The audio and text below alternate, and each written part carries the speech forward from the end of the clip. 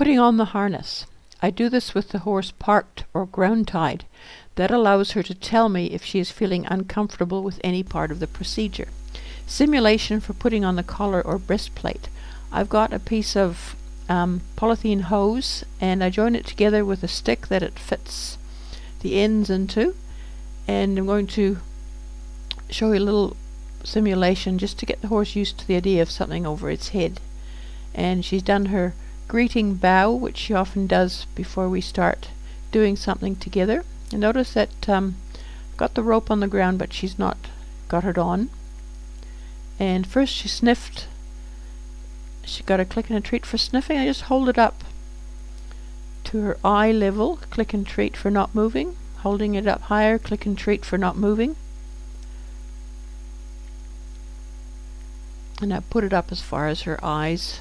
Take it off, click and treat for not moving. Put it on a little bit further, click and treat for not moving. Put it on a little bit further again, right down and let it sit on her withers. Click and treat for not moving. As you can see, she's looking where it is. Take it off again, just let it hang there a bit, take it right off. Put it back on, click and treat for not moving. You can see she's very involved in what's going on. She says, "This is new, what's happening?" Put it back on,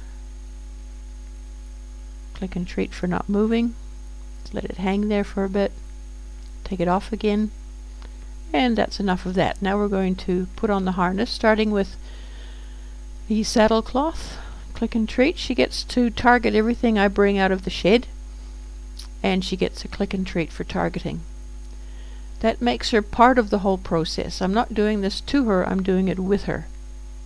So this is the saddle part of the harness, the part that has the girth on it, and it's the part that links the breast collar with the rest of the harness. Next is the breastplate, which I put on in one piece like this over her head, which is why I did the preparation with the hoop earlier on. So just ask her to be okay with that slipping over her head. Click and treat for that. That was very good.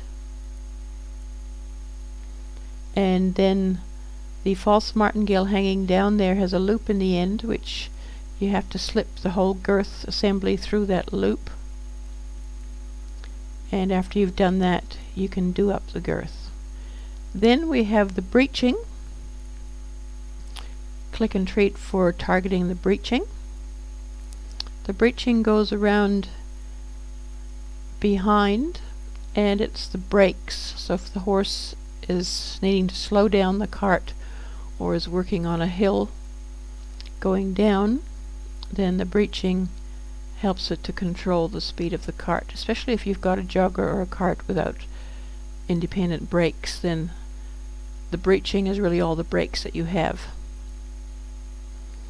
So it's joined in the center to the girth assembly, to the saddle with the girth assembly. Tail comes on the other side of that.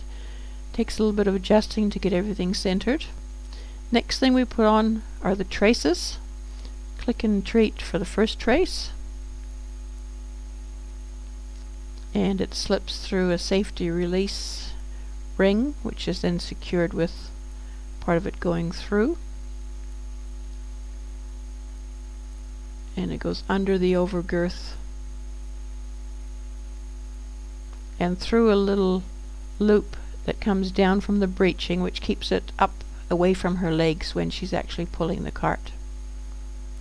And that's the strap that will attach to the shafts eventually. I'm just putting it there out of the way. Click and a treat for standing there nicely for all that.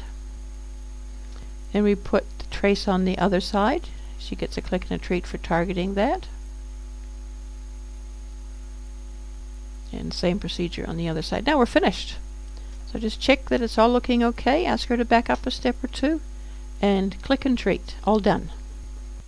Not really finished, because we need to build positive feelings to go with having the harness put on. So I'm just giving her a tiny little bit of tucker here in the bucket, or taking her for a walk to some nice grass that she usually doesn't have access to, and just chilling out there, relaxing, letting her enjoy a bit of a nibble.